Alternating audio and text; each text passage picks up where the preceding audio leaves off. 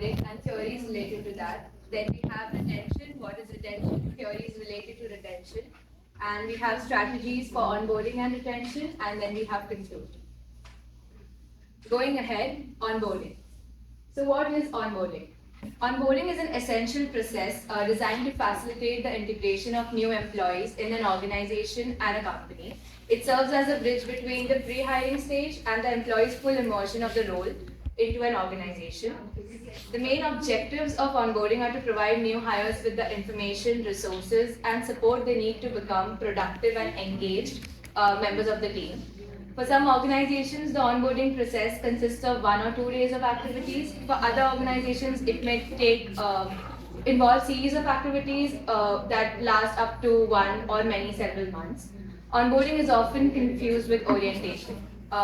Obviously, while orientation is necessary for completing paperwork and other routine tasks, onboarding is a comprehensive process involving management and other employees that can last up to like 12 months. All new employees are onboarded, but the quality of the onboarding makes a difference. Too often, onboarding consists of handing new employees a file, paperwork, pile of forms, and the supervisor or the HR professional has, walk around the employees, around the premises, and make them familiar with the environment. The significance of onboarding lies in its potential to set the stage for an employee's long-term success and job satisfaction. So a well-executed onboarding process can positively influence an employee's perception of the company, their confidence in their abilities, and their sense of belonging within the organization. This in turn can lead to higher retention rates, increased productivity, and a more vibrant workplace culture. So, Gallup's Creating Exceptional Onboarding Journey for Your New Employee suggests that there are 5 questions that need to be addressed to create an exceptional employee experience. The 5 questions are: what do we believe in around here? What are my strengths? What is my role? Who are my partners? What does my future here look like? So imagine an onboarding process where all 5 of these questions are get answered comprehensively. The result is an employee who feels bonded to their team, knows what their talents are, and what they care about, understands what they're supposed to do with the organization. They also know their direction of the where the direction of their career is taking. That's an employee who is prepared fully to embrace their new role and likely to succeed at it. So going ahead, Niharika will be telling you about the theories.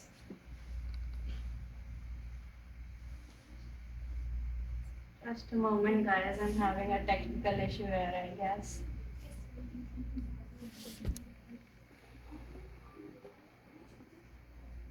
So now I'm going to be talking about the theories that can influence the process of onboarding. Here's a little video.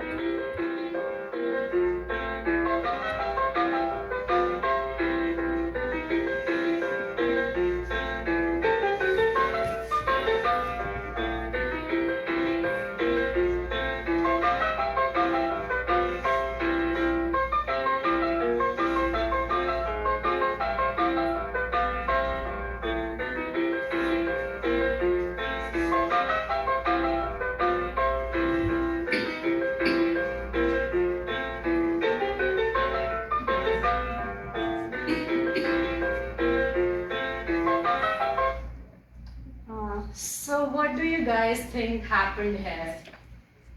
Does anybody have an answer to that? Yes. It's conforming to the pattern of. Absolutely agree. So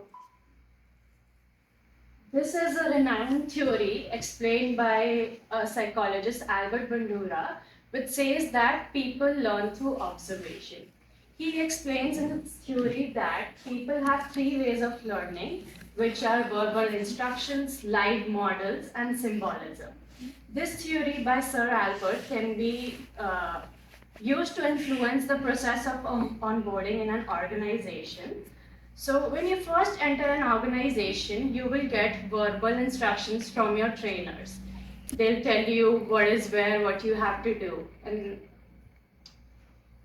so this will help you get accustomed to the organization.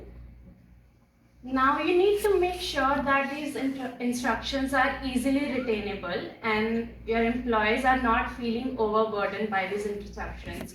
Because for example, at my first day on my Tim Hortons job, I got a lot of instructions of where things are, how things are done.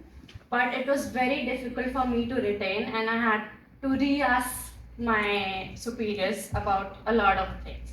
So you need to make sure they're easily retainable.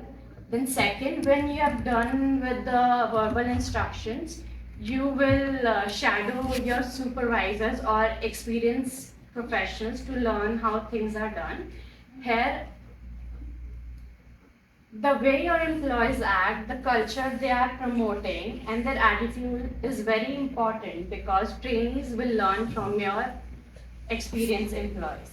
And after that, your trainees have learned from your experienced employees and they actually start working, you need to make sure that there is positive reinforcement because if people don't know that there will be positive consequences of positive actions, they might not be even interested in taking those actions.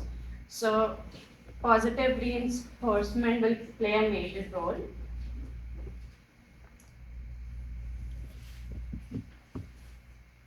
This is a funny example of positive reinforcement. Thank you. How thoughtful. Would you like a chocolate? Yeah, sure. Thanks.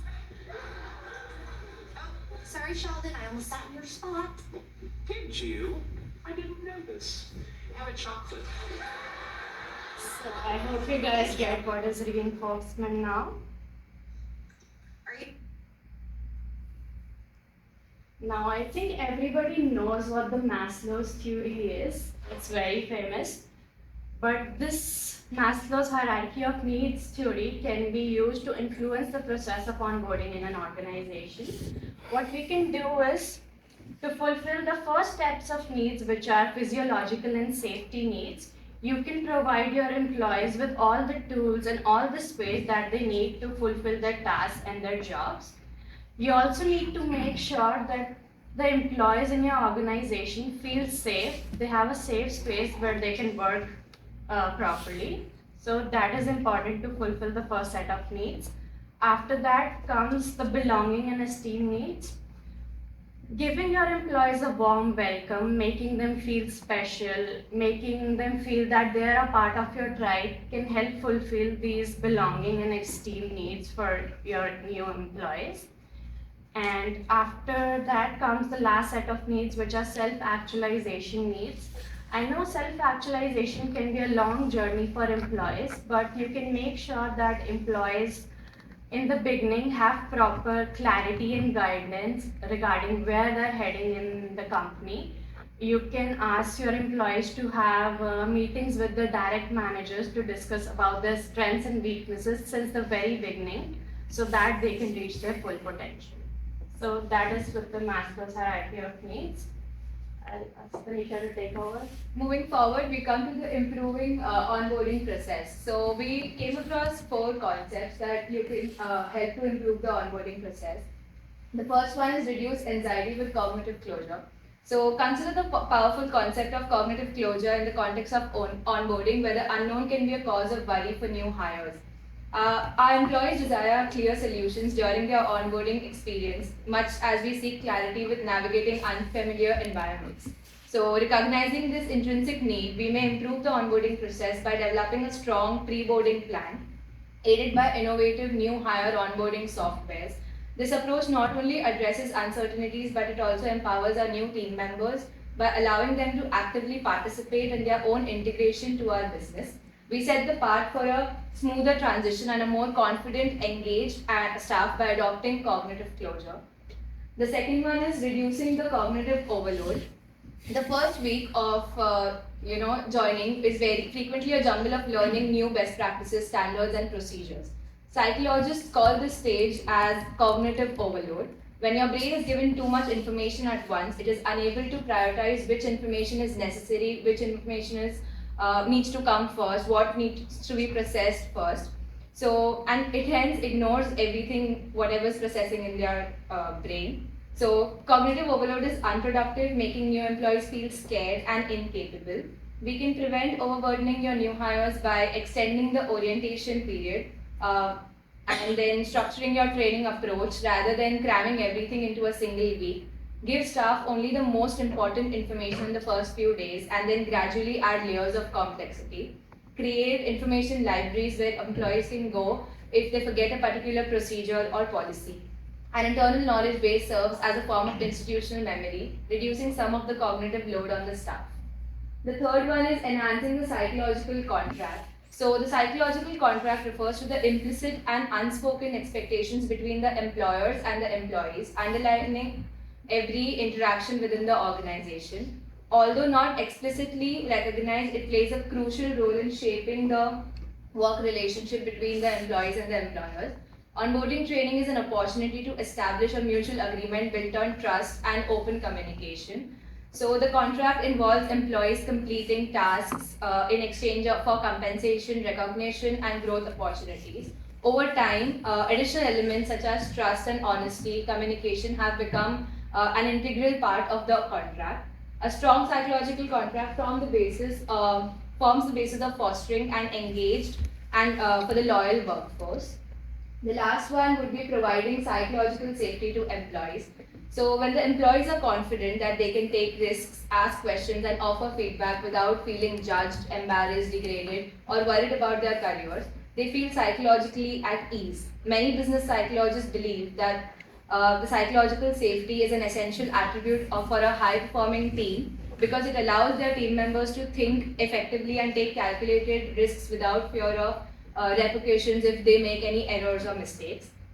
So, new employees are generally insecure about their position in a firm and they are unfamiliar with the company culture and lack confidence in their role. However, if they feel psychologically comfortable, they will learn more effectively and they might feel a little secured about what's going to start. So, moving forward, Sanjana will take up retention. Thank you, Tanisha. So me and Panika will be discussing about the retention part. So did you know that it costs the company 33% of employees' annual salary to replace them? Now, that's not just a number. It's a silent financial leak that many organizations are grappling with. Today, we will delve into the world of employee retention, a puzzle that, when solved, not only safeguards your budget, but also lays the foundation for unparalleled high performance. So now, yes, I'm talking about retention. Retention refers to an organization's ability to retain its employees over a certain period. It is a crucial aspect of workforce management and is often linked to job satisfaction, engagement, and overall organizational culture. Retaining high-performance employees is particularly important for organizational success as these individuals contribute significantly to achieving the company's goals and objectives. And there's a phrase said that sustaining success through engagement is actually retention. Moving forward, Parnika will explain you how retention, engagement, and high performance are correlated. We believe that retention just means retaining the person who's leaving the company or just giving them or matching the offer they have. But actually it means like giving them the atmosphere where they can work. So apart from just giving them the atmosphere, we need to recognize recognize their efforts and reward them for them. For me, rewarding could be like a work from a home job, some days off. Someone could like some spa days or something. That's different to everyone else. So apart from that, we chose engagement as a key factor between retention and high performance because it's what makes the company work. Engagement is a company differs how one organization and another work. So engagement is the main fuel which makes the experience different for every other employee. Apart from that, due to the different engagement patterns in their company, there's a relationship between every leader and the people working with them, every hierarchy person working. Apart from that, it's an interconnection between retention and high performance, which makes the foundation of the organization. Next, I would like Sanjana to explain the theory. Thank you. So I'll be talking about the first theory, which is job embedded theory, which is related to retention in the real world. So job embeddedness theory was started by Michel and Lee in 2001, and this suggests that employees' decisions to stay in the organization is influenced by the connections which they have inside and outside the organization. So these connections can include relationships with colleagues, involvement in community activities, and personal reasons for staying within the organization. So this theory particularly emphasizes on the importance of understanding the broader concept in which employees are embedded. And how is it linked to managing high performance? It fosters a sense of belonging and community. So this theory suggests that employees are influenced by their connections and links within and outside the organization. So to manage high performance, organizations can foster a sense of belonging and community, ensuring that employees are deeply embedded in their roles, teams, and overall organizational culture.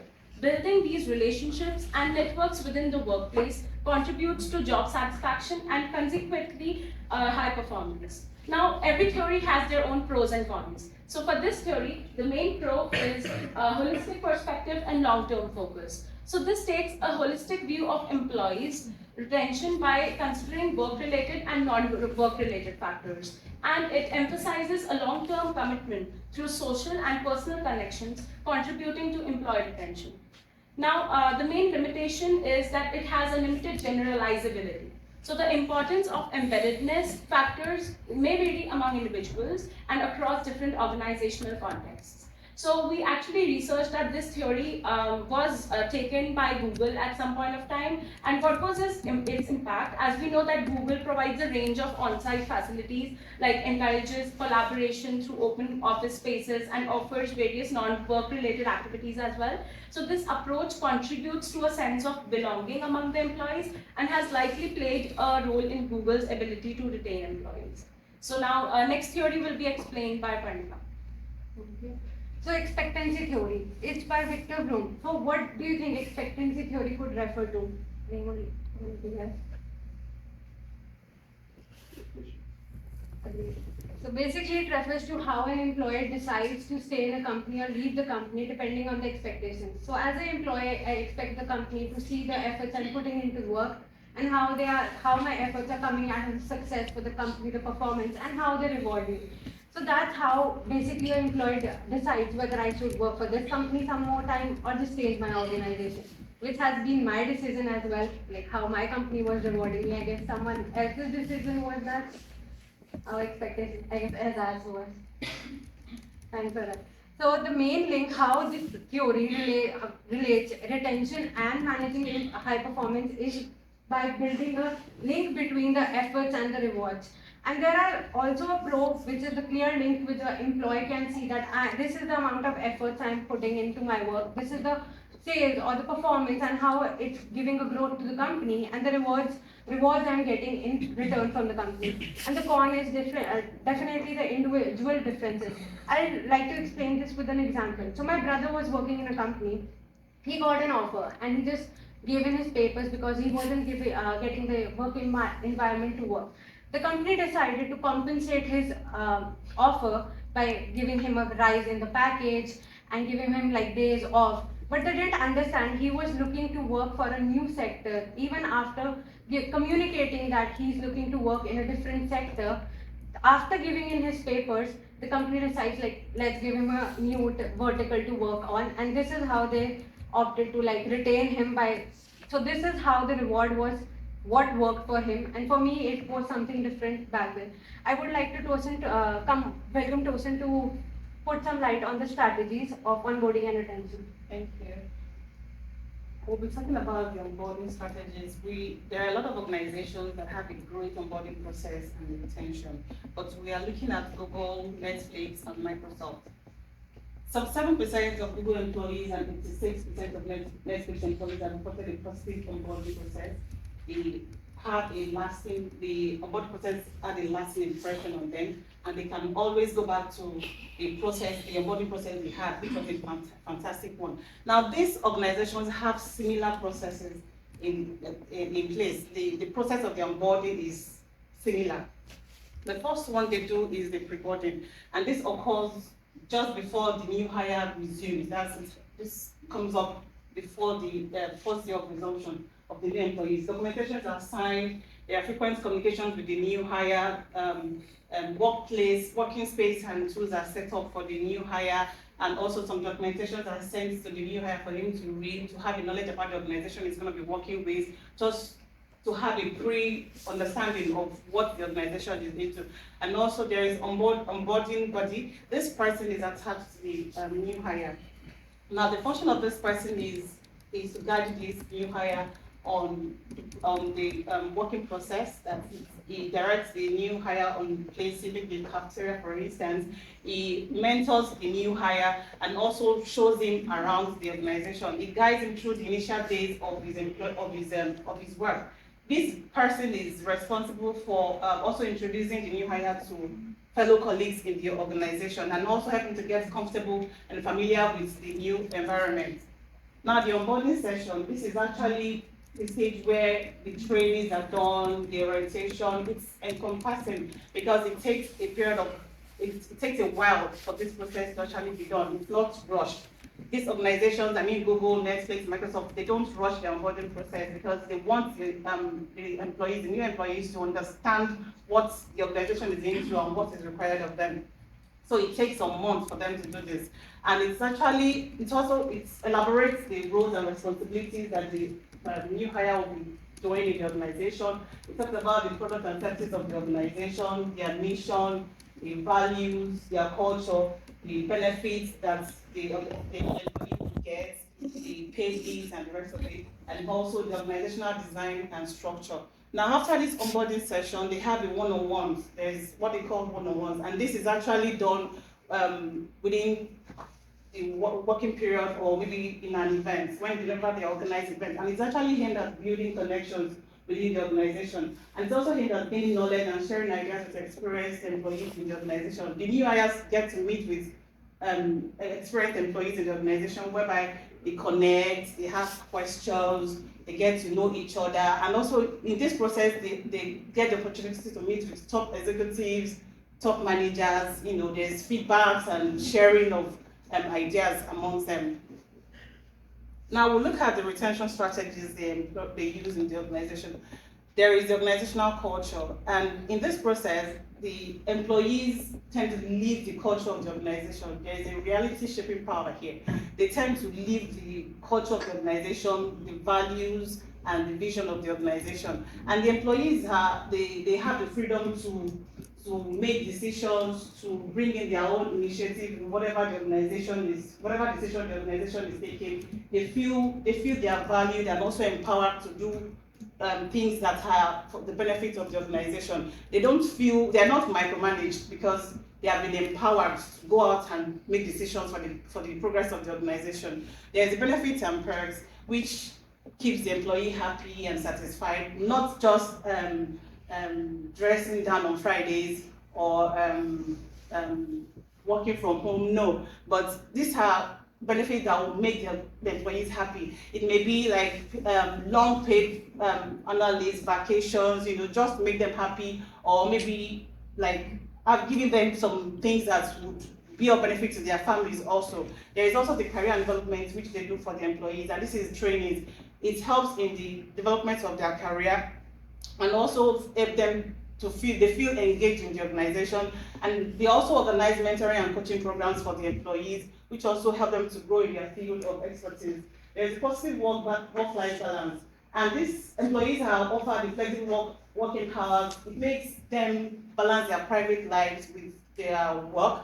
And this helps to reduce stress or burnout. They don't feel they are burned out of the workload or anything. They have projects that they are working on, they have assignments that have been given, but it doesn't stress them out. So that makes them happy, like, yes, I'm working in an organization that doesn't stress me. I have deadlines, I have targets, but it doesn't weigh them down. There's transparency and communication. So the openness of communication allows the organization to share their performance strategy with the employees. You know, they will be able to, this would allow the employees to feel they are part of the organization, they will feel they are involved in the mission and the value of the organization, and also would allow them to put in their feedback and also their inputs in whatever decision the organization is making.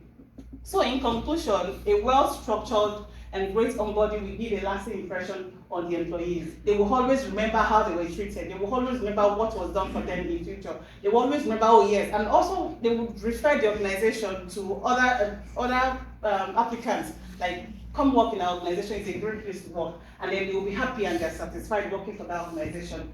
According to research, a good onboarding will create a 2% employee retention, and also the performance will increase productivity by 70%. Thank you. Thank you so much.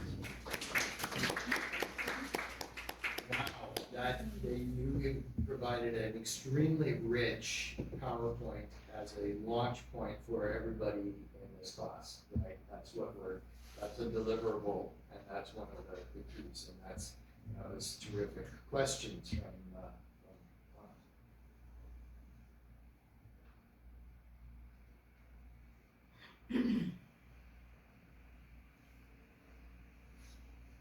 So I really like the fact that you guys pushed through and over the idea of incentives, can you go back a few slides to that? I want to pick it up. Benefits and perks, right? Those are nice things, but they're not what really engages. It's organizational culture, right? And then career development opportunities and whatnot. So a lot of times in the past, and we're in a group that doesn't do its homework like you guys did, might just focused on, you get free pet insurance and you get foosball in the lunchroom and stuff like that, right? And for a while, that was a big thing in Silicon Valley to try and attract and retain employees. And it's very short term. And it's do I feel safe in this organization? Do I have future in this organization? And are they burning me out, right? Tesla will tell you, they do a really good onboarding process, but they tell you, we don't expect you to last more than 4 or 5 years with us. Which is a little bit scary, right? But because they burn you out, but they also say no assholes here. I think I said that last time. That word, but they have this like, if you're going to be a jerk, don't stay. So part of their onboarding is if we miss that you're a jerk and you're a jerk, don't stay, right? And then they kind of say, if you last this long, we give you stock options. There's lots of incentives that way. So it's an interesting model that they have. Like, we really don't expect to keep you much more than that because we'll probably burn you out.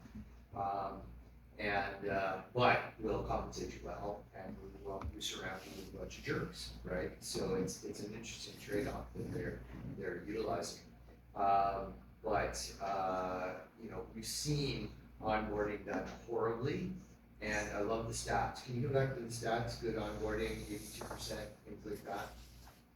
Because this is all really true stuff. Somewhere there. No. The other direction. Oh, okay, yes, that's it, right. Performance increases, right? So it's part of shaping culture is onboarding. And culture is king, as we've talked about.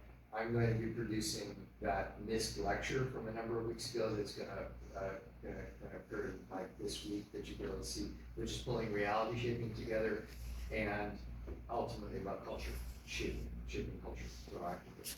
And you really captured the importance of doing effective onboarding. Some organizations process you through, and that's kind of like the distinction that you made there, which was really good. Onboarding versus orientation, right? Don't confuse the two. You've got to do an orientation, of course. You've got to watch the safety videos. You've got to check the boxes and make sure everybody's good. But that's not onboarding. You nailed it.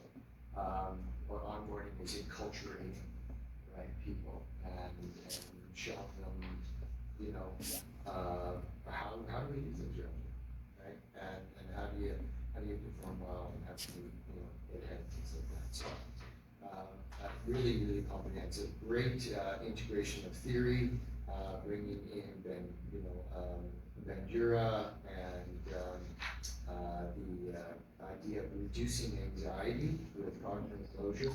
Think about, when you're doing your onboarding stuff, think about what you would feel like coming in. Because once you've been enculturated, you're pretty comfortable, right? And it's like, oh yeah, we're all cool here, everything's good. But that person who's coming in is like coming into a entirely new cultural context, and they won't know or feel about it what you will feel about it. And so it's really easy to forget what the other person must feel because you're comfortable, right? So, yeah. Did you find any distinctions between onboarding an internal employee into a new role and onboarding an external employee? A new employee from outside. From outside, yeah. So an internal employee onboarding them into another role versus an external employee. Maybe another division, not just a promotion, but you're moved over to another division or something. I had a personal experience in that. Go ahead. Yeah. While onboarded to a new company, I was told like how the function works and how it is like this is the person you're reporting to, these are your employees, the team you'll be working with and all that. But when I moved to a different sector, they were also explaining like this all you have to look into, this is something you need to understand. Like there were concepts I didn't know, so I wasn't made aware of, there were videos I was made to watch. Like I was in the marketing department, I had to go with check how the sales are happening. I had to go on with the calls, do audits for them. So I was made aware what aspects I need to check for them. Right, the language would have been different in the different sectors. And how the different, like what parameters we judge it on and like share the feedback. I also feel like, again, I work back home, right? And when I moved internally, they assume you know things. Yeah. Right, and that assumption, because of that, they don't give you all the details you need to, right? And that's like, I feel a stark difference. I work in recruitment, so onboarding is something I've done, right? Orientation as well as onboarding. And something that I always remember candidates used to come back, which was a pain point, was the paperwork. They did not like doing it, right? And I feel like the more you load them with, even if they get them earlier to do them online, it just doesn't help. They just don't like it, right? We struggle with that as well, especially over the pandemic, the T2202s, It's hard, right? And like, even if when they do it with a large session and there are 20 people sitting there, even then it sort of differs for every employee because they all have their individual nuances. Some have come from another country, some have worked in another country, all those weird things are there, which I think add to complicate onboarding, but like they did a great job explaining. Yeah. Other comments or experiences being onboarded well or not onboarded well?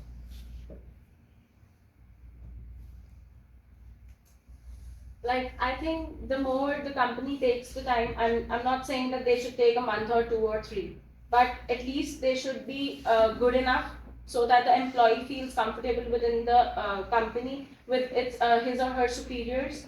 They should be comfortable with talking to their superiors. At least that much of time is essential. Let's say I worked in my company and they took at least 2 weeks. They provided me with the hard drives or whatever things were important for me to get it. They asked me to visit the company as well once. So this was a good experience for me. I visited the company, I met my supervisors, my managers, and then I had those 2 weeks to understand what their workings are, to watch the videos. So this is basically a good experience that the company gives. It gives you time to settle, and then you go back to work. So that's how you know the people as well you're working with, and the process as well you're going to work in. We experience that cognitive overload whenever we go into a new organization for the first time. And, if it's manufacturing or big agri, like, what are these yellow lines? I have no idea where I'm standing. Right, like those employees who go in such sectors, like you mentioned about manufacturing, right? Yeah. Like there, the hirings are like too much, too much frequent. Yes. So they want the employees to join the very next day. Yeah. Now for that employee who is joining the very next day, it's a big hassle and battle for him, not her. So that's maybe a very bad onboarding experience that We're someone not had. onboarded, their clients were just visiting the facility, but yeah. It's scary. It's overwhelming. I share that experience. One of the things they mentioned was one-on-one thing, right? So that took me back to one of the things that in my former organization, we had a buddy system, which really helped, right? They So, mentioned that, yeah, so having that buddy, we used to onboard people in different sort of locations as well, right? So somebody who's moving from India to the UK, they don't know the lay of the land in the UK, right? They, from a technical standpoint, they're great, but if they don't know how to find a house or which areas has good schools for their kids, not very easy, right? So I We think have that, this buddy system in our Yeah. university as well, Yeah, right? Which is a right. great Yeah. thing. Yeah. Oh, as masters in Yes. Okay, interesting. I didn't know that. Interesting. Brilliant. Very good. You guys delivered. Thank you. Okay. So let's get the next team up. Everybody take 5, and then break, and we'll come back and the next team up. And Anjani, who holds the rubric, is going to meet